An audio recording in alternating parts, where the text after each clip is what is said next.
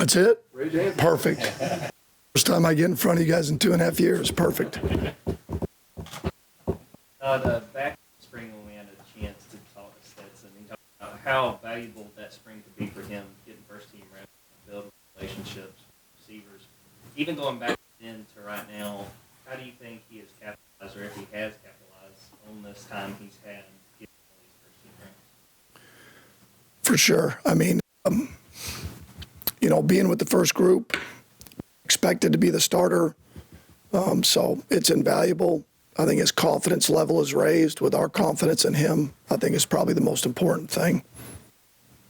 Coach, have you run a pattern on the field? What could that look like in Georgia if that happens? Well, if you run it too often, you get every wide out in the portal. So you can't do that a lot. So we do have good players at that position, and you do have to utilize their skill set. But it also, you have to balance that because there is a cost to that. Because it's one thing to say we're going to utilize 13 personnel, 14 personnel, and it's like, okay, well, what all can we do out of it and execute? That's probably the toughest thing, is how do you get through practice and execute, how you want it to look once you get to the game. And, that happens a lot in offense and defensive meetings, where a defensive coach will say, boy, that really gives us problems. It only gives you problems if we can execute it. If it gives us problems as well, then it's really not worth anything. So, but we do have good players there. We do have to find a way to get them on the field and use all of our talented players.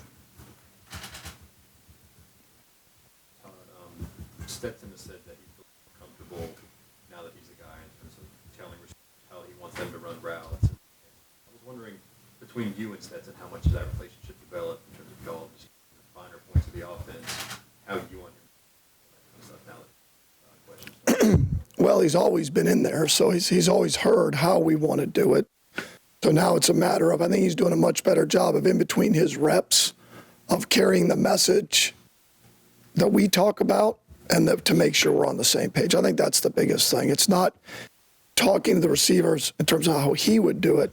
It's that we're all on the same page, carrying the message from our meeting room to on the field. And I think that's a sign of leadership. Going over there, how did you see it?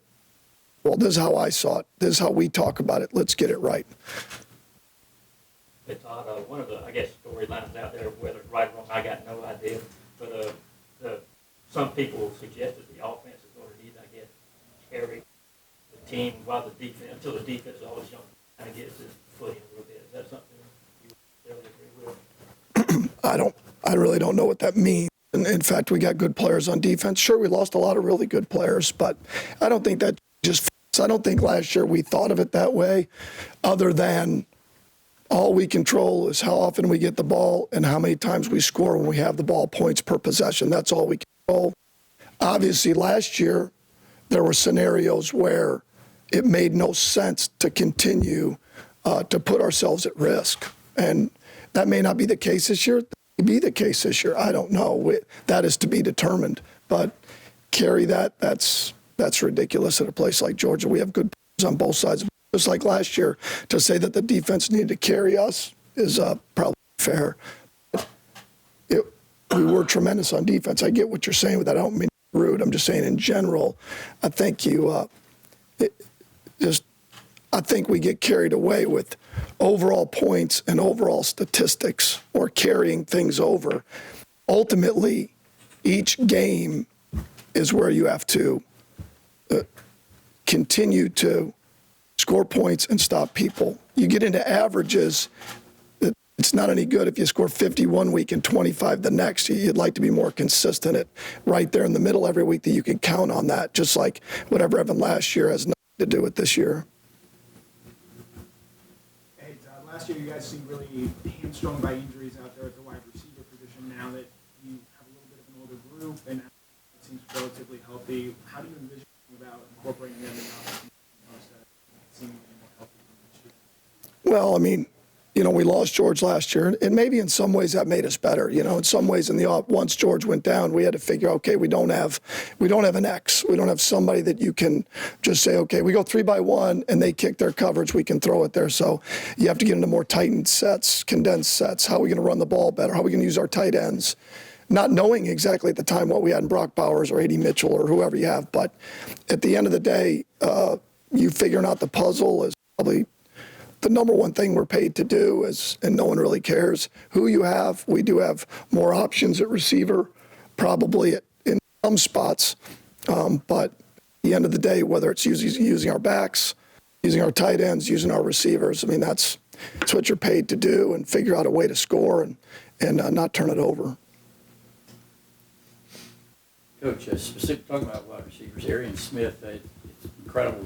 I think 3 of his career 5 receptions are for touchdowns and long ones. Is that I assume a lot of that is a function of health and not stay healthy to this point, but are you seeing development in him, and can you just talk about where he might fit in the grand scheme of things within the wide receiver group? I think the biggest thing is staying healthy for Arian. You know, he just hasn't been on the field long enough. As a developmental player, he is fast, he is athletic, he is a great kid, but not being healthy and being out there to develop. So what that does is that restricts you from a player being an every down player. I know I just said player and every down player, to get on the field more often, because you can't trust them in everything that you're asking them to do. So they have to be, how do I say, the situational players, if that makes sense. You have situational players and you have every down players. And there's more that goes into it. Okay, you go fast, right? Players got to know what to do, okay? So we're looking to bridge that gap from being a situational player to a player we can trust to be out there in more than just when you want to use his explosiveness and to threaten the defense. And it comes with that in the run game. You put him out there, it's like, are they going to play a 2 shell? Are they going to play an extra safety back that allows you to run the ball more effectively? They don't want to put, a number of guys in the box and give him more space. Hey, Coach. After losing a guy like James Cook, I was wondering how you see the running backs you currently have contributing in the pass catching game. Kenny's going to take more of that slack. Nice having both of those guys a year ago, where their versatility. I think our other guys have improved dramatically in terms of their ball skills and route running ability, getting the ball to them down the field, and their ability to track it. That's probably as much as anything. James could really track it. That you could put him out there and feel good that if we're at 40 yards down the field, that's completely different than most of the balls the running backs catch, which is right in front of them, intermediate, short.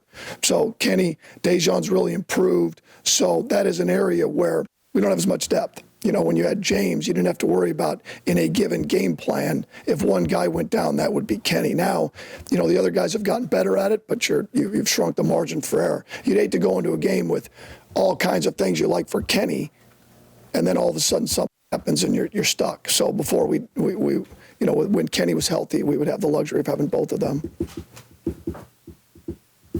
And Todd, I know these overarching offensive philosophy stories, but obviously when you came here, Georgia's reputation was run, coming in to open up the offense and everything.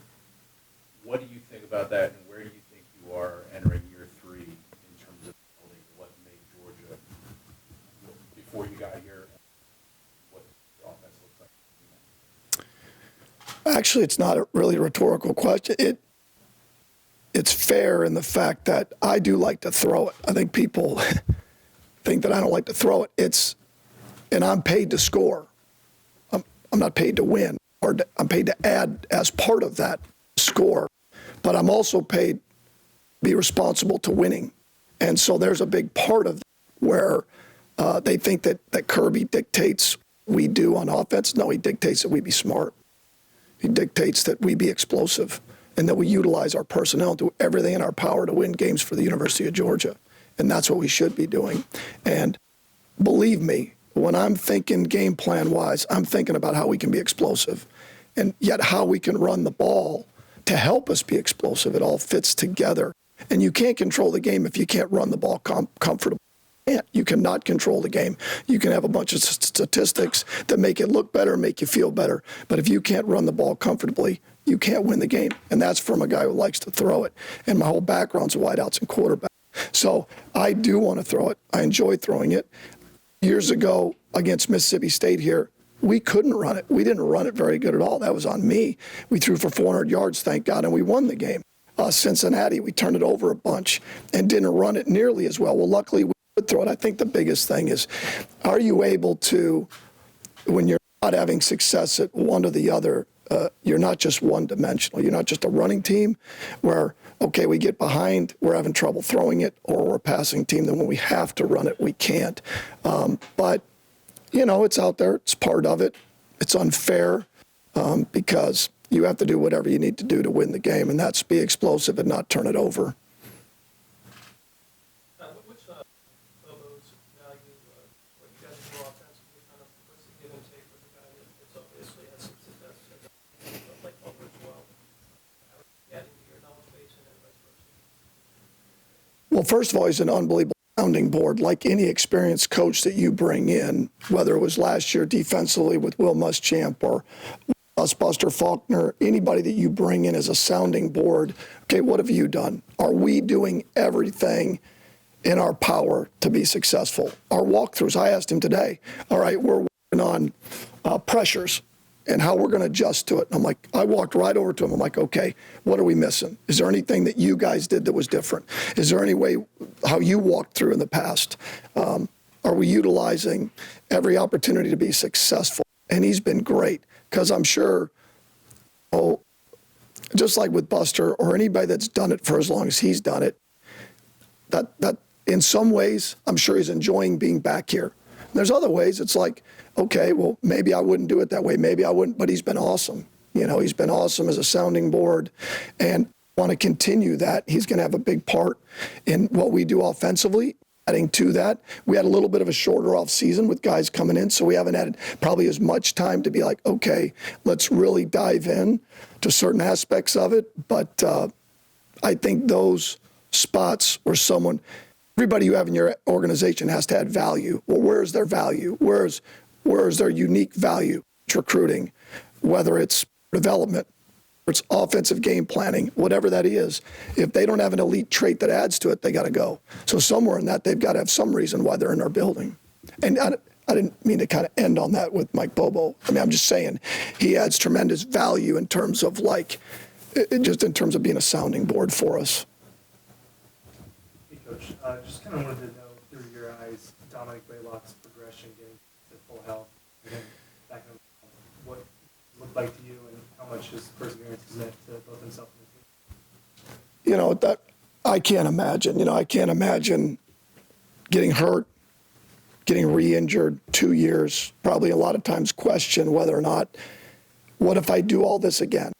What if I do all this and it happens again? And I'm sure every day, if anybody's ever played basketball and you roll your ankle, you don't jump for a month, imagine tearing your ACL and then you do it again. Like how long that's going to take from the mental side, forget the physical side of being able to just get out there and go.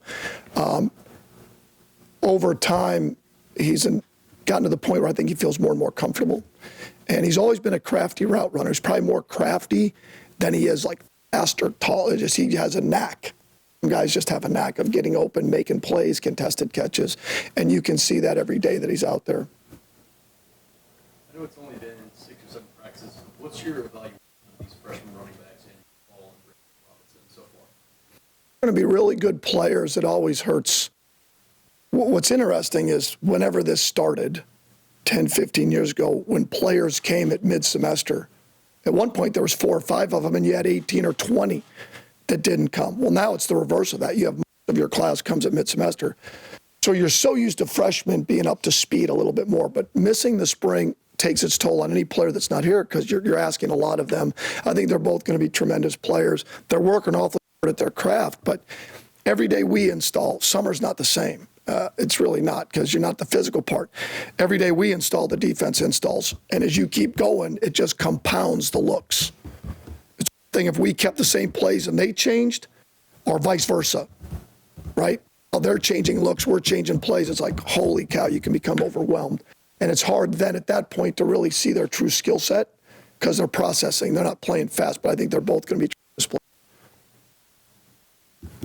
Coach, can you tell us you knew that you could win a title with Stetson Bennett? And then secondly, what have you seen from Gunnar Stockton and Rob about Brock Vandegrift. We don't see a whole lot of it. Yeah. Tell us about their development. So I think that's, as we got going in the year, it's funny I've been on teams where we struggled, we weren't where we needed to be, and when you're going up against the same guys, you have no way of knowing, like, really how good you are. Like, you may think you're really good or you think you're really bad, but you have no idea because it's the same dudes. And after a while, you're like, we're really not very good. Or then you're going a while and you're like, okay, like there's days of practice last year I'm going, God, I don't think we're very good. Or I don't know if we're very good. You just look at players. After a while, you're like, we play other people. You're like, no, actually, we're really good. And I mean that collectively as a team. I think there's a moment, irrespective of the quarterback, where you're like, okay, we're really good on defense, and we can be really good on offense. Now, when that happened, that was a few games into the year. Sure as hell wasn't after Clemson.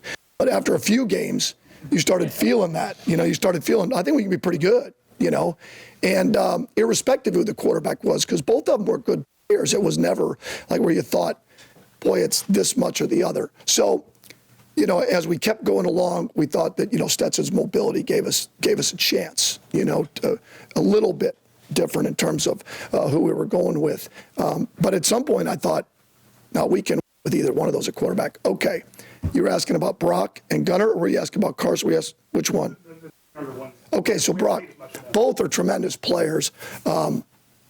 Brock obviously has been here longer, but his playmaking ability is tremendous. I mean, he's got a chance, just like Gunnar does. I think both of them have a chance to be a tremendous players here. I really do. Different in the way they go about it, and their personalities, which is normal. You're never going to have. You can have 3 kids and they have different personalities, all of them. So you have the same thing at quarterback, but you love them all. It's kind of that way. Like, all right, this one's a little more quiet. This one goes about it, and this one's a little more outgoing, and but both of them going to be tremendous players. It just stinks because I think we have a really good quarterback room. People look at it and think like, well, they don't have a good quarterback room because Stetson Bennett is playing quarterback. No, Stetson's a really good player. Those guys are really good players. And I think they're going to continue to get better. And we ask a lot of them. We do a lot of quarterback controlled here. So there's a lot to ask them to do, which makes it hard initially. Coach over here, back to the tight end, fascinating position group guys you got in there. And last year, you pretty much warned us what Brock Bowers wasn't, and what you could, use this guy. Now we see Eric Gilbert out there, darn obviously healthy. I mean, how different? I mean, I know it's called tight end, but it sure does look like you've got different positions within the positions. And how does Gilbert shake out? We saw red zone usage in outside of that. What do you see ahead? Well, Eric, a lot like Brock, is a unique talent. Their skill set. Eric's a little bit different in that Eric has wide receiver background and running, good with the ball in his hands, run after catch, where Brock's background is more get the ball in his hands, H-back, fullback, run after catch is probably the difference. So as Brock needs to continue to develop his route running, he's one of those guys just get in his hands. And he's got better catch radius than I thought, where Eric is more of a route runner. He's been in that, in terms of what he's developed, almost like an air raid Y, So that's been a part of that. Both of them have unique skill set. We didn't know exactly what we had with Brock. We knew he was rare in how he worked and how every day he came. How that developed and kept going, we kind of fell into it, as you just kept going, we knew he was fast, and then all the UAB catching around, like, I don't know, that's different. The GPS says one thing in the field, feel like, wow, that's pretty good. We got to keep trying that, or I'm just an idiot. And not having Darnell, because Darnell's a unique talent, but he has the foot issue, and you can't use him, and he's a unique talent. And keeping him healthy, keeping all those guys healthy, because they're different. That's probably the best way to put it is, who are your unique skill sets that you can take advantage of matchups. That Wes Welker at one time was an X for the Dolphins, and trading him to the Patriots turned him into a Hall of Famer playing the F position. Certain guys, certain backs, if you utilize their skill set, you're going to enable them to excel, and that's what we're paid to do. Take 2 more questions. I asked you about the offensive guard position. How do you see both the left and right guard spots that are working out? And how is Tate Rapp, especially who's come back from his foot, progressing with that? Well, I'll start with Tate because Tate obviously missing, other than like 4 plays at the Clemson, a young player. It's not like he's Mari Sawyer, an older player. So mentally, he's got to work back into it. He has all of the attributes you want. He's just got to get himself back again. Because I don't care how much you're in meetings. I don't care how much you're watching. You're not actually executing. You know, if you're an elite rifleman, you can't watch people shoot the damn gun. You got to shoot it, you know, and he's got to get out there and do it.